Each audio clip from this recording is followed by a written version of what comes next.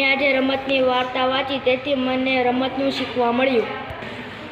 આજે મેં એક તારીને બે મારી વાર્તા વાંચી, તેમાં મને એ શીખવા મળ્યું કે આપણે કામ કર્યા પહેલાં તેના ફાયદા અને ગેરફાયદા વિચારી લેવું જોઈએ. અભિમાન કરવું નહીં, કેમ કે અભિમાન કરવાવાળું કોક તોડવાવાળું હોય જ તે. મને આજે એ શીખવા મળ્યું કે પોતાનું કામ છોડીને બીજાની મદદ કરીએ તો પોતાનું પણ થાય. મેં આજે ભૂખ્યાનું ભોજન વાંચ્યું, તેમાંથી મને વાનગી વિશે જાણવા મળ્યું. મેં આજે એક જણાની ખાतिर પુસ્તક વાંચ્યું, એમાં આપણે પોતાના મિત્રને મુશ્કેલીમાં હોય ત્યારે મદદ કરવી જોઈએ.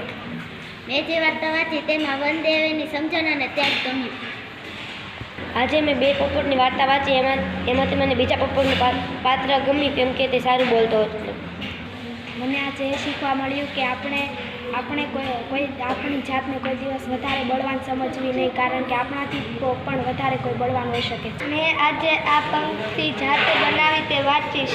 મારે આંગણે ચોખ્ખાઈ રાખીશ, મારા ઘરને ચોખ્ખાઈ રાખીશ, મારો ઓટલો ચોખ્ખાઈ રાખીશ, મારું શરીર ચોખ્ખું રાખીશ, મન સાચેથી સાફ રખાય, આપણે મન તન સાફ રખાય.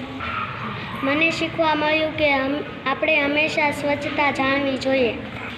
મેં દુઃખનું હરણ વાંચ્યું, તેમાંથી મને શીખવા મળ્યું કે આપણે કોઈનું દુઃખ જોઈને હસવું ન જોઈએ, આપણે મદદ કરવી જોઈએ. મને એ જાણવા મળ્યું કે માતા પિતાથી કોઈ મોટો ભરકમમાં નથી.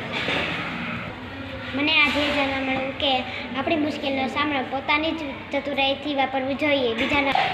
મને આજે એ જાણવા મળ્યું કે અંધશ્રદ્ધામાં વિશ્વાસ રાખવાથી આપણું નુકસાન જ થાય છે. મને આજે એ જાણવા મળ્યું કે આપણે જીવનમાં હંમેશા નિયમિત રહેવું જોઈએ, નિયમિત રહેવાથી આપણને હંમેશા ફાયદો થાય છે. મેં ચંદ્રશેખર આઝાદનો પુસ્તક વાંચ્યું, તેમાંથી મને શીખવા મળ્યું કે આપણે બાળપણથી બહાદુરી અને નિડરતા રાખવી જોઈએ. આજે મને એ જાણવા મળ્યું કે આપણે હંમેશા બીજાની મદદ કરવી જોઈએ. આજે મેં પેન્સિલ ચોરની વાર્તા વાંચી, એમાંથી મને એ શીખવા મળ્યું કે ચોરી કદી કરવી જોઈએ નહીં. મને આમાંથી એ જાણવા મળ્યું કે આપણીથી નાનો હોય તેને આપણી સાથે જ સરખાવવો જોઈએ.